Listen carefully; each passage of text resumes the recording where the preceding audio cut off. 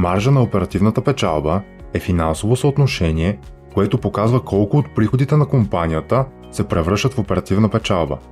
Изчислява се, когато оперативната печалба на компанията се раздели на нейните приходи. Например, ако компанията има 4 милиона долара оперативна печалба и 10 милиона долара приходи, маржа на оперативната печалба ще бъде 0.4. Това означава, че на всеки долар приходи 40 цента се превръщат в оперативна печалба. Когато умножите получения резултат по 100, ще видите маржа на оперативната печалба като процент, който показва какъв процент от приходите на компанията се превръщат в оперативна печалба.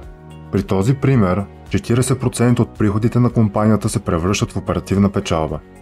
Компаниите се стремят да постигнат високи стойности на маржа на оперативната печалба, тъй като това показва ефективно управление на оперативните разходи.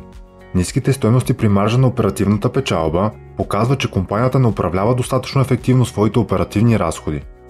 По-големият ръст при маржа на оперативната печалба спрямо маржа на брутната печалба може да показва, че компанията подобрява своята ефективност и контрол над оперативните разходи.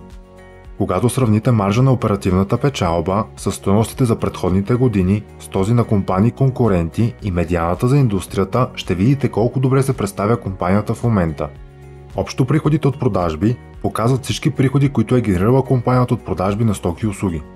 Оперативната печалба показва каква е печалбата на компанията от нейните оперативни дейности. По-ниските оперативни разходи водят до по-висок марж на оперативната печалба, докато по-високите оперативни разходи водят до по-нисък марж на оперативната печалба. Можете да видите оперативната печалба и общо приходите от продажби в отчета за приходи и разходи на компанията.